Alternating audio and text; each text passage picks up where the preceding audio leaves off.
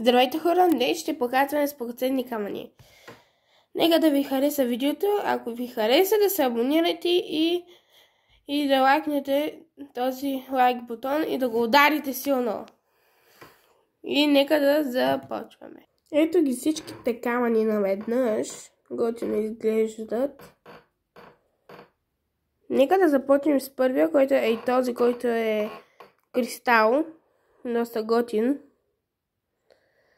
Вижда се доста, че е лъскав и готин и прозрачен е. Този на мен ми прилича на пустиня, като се види. Изглежда доста готино, има и тук малко сива, ако виждате. Изглежда доста тук хубаво. Нека сега да ги видим къде стоят те. Ето ги всичките. Я да видим първия, дед бяхме го направили, майче стои и тук. А този, който сега видяхме, майче стои и тук. Нека да ги продължаваме с следващите.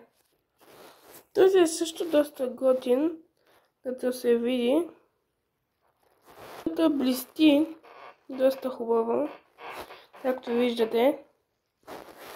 Красив е и ми изглежда се едно някакво желязо, нещо такова, много е готино. Все едно го чупиш в Майнкрафт. Нека да го намерим къде стои той. Ето го и ето го. Ето тук. Нека да продължаваме. Този камък е на точки и ми изглежда се едно е на една порода кучета. Имаше даже едно филмче за тях. Доста готино. И е доста красив. Да. Да го намерим къде е той камъч. Той би трябвало, ето го. Да го сложим и да продължаваме. Следващия камък е този, който буквално е направен, тъй е направен от хора, но не е камък чак толкова. Магните е по-скоро и са го сложили тук. Готино е, защото може да се прехваща за други, което е наистина готино. И нека да го сложим. Ето го и тук мястото. Да му го сложим. Да продължаваме с този зелен камък, който прилича на първия, дед беше прозрачен, но този е синьо-зелено, нещо такова много странно. Като се види, вижда се и нещо жълто и тук. И аз не знам какво е, може би златно, не знам. И нека сега да го сложим. Вземаме го и нека да го сложим. Къде му е той? Ето го. И тук си стои. Следващия ни камък е този, който ми прилича на на морето или на небето, което е доста готин, защото е и много свежо. Камък е хубав. И да, нека да го сложим. Ето му го мястото, нека да го сложим. И ето, сложихме го. Той камъче може да го смятате за просто един камък, който не е нищо, но когато се преобърне, е вече много красив кристал. Наистина красив, като се види. И вижте как има някакви черни неща около кристала, доста готино. Има и една дупчица и тук изглежда като някаква пищера. Нека да го сложим. То явно няма място, като го видях и сега. Затова да, препускаме да го слагаме. Този камък е доста готин, защото ако се види, има все едно някакви вълнички. Ей там. А другото е плажа. Буквално ми изглежда като някаква земя. Много готино. Да. Те слагаме и при тези всичките. Да си знаеш мястото. Следващото са ни тези малки нощчета. И ако питате, да, това е от Сидион от Майнкрафт или такова, както го наричате, което е малко счупено нощчето, както видяхте, те дойде. Ама готини са, като се види. Да.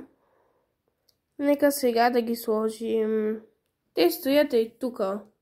Нека да ги сложим. Ето, сложихме ги.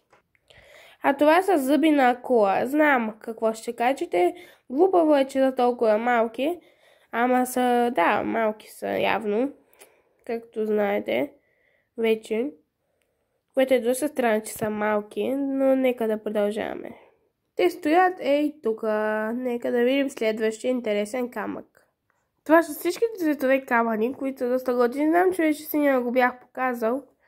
Ама пак се бори за цвят. Тук са следващите. Този лилавия ми е любимия. Ама, който вие го харесате, го пишете в коментарите. И следващия път ще го покажа пак. Така. Нека да продължаваме. Този камък тук е аметист. Затова го слагаме тук. И нека да продължаваме следващото. Този камък го слагаме тук, да го видим. Този зеления камък го слагаме тук. Той го слагаме тук. Той го слагаме там. Този при синия. И този при неговото си. И нека да продължаваме. Това е същия като зеления и първия дет показахме. Този е пак син. Той е също готин, затова нека да го слагаме. Сега го сложихме на мястото си и нека да продължаваме. Това е последния камък за днес, който прилича като на онзи черно-бели, ама този е бяло-черно, не знам точно. И същи, само че са разменили цветовете си. Точките са бели, а отвънка е черно. Да. Доста готино изглежда и нека да го сложим на мястото му. Ето ги, вече са двамата. И това е всичко. Това е за сега. Чакайте за втора част на първа част, втора част и тъй нататък. Лайкнете, абонирайте се, ако ви е харесало и нека да кажем чао!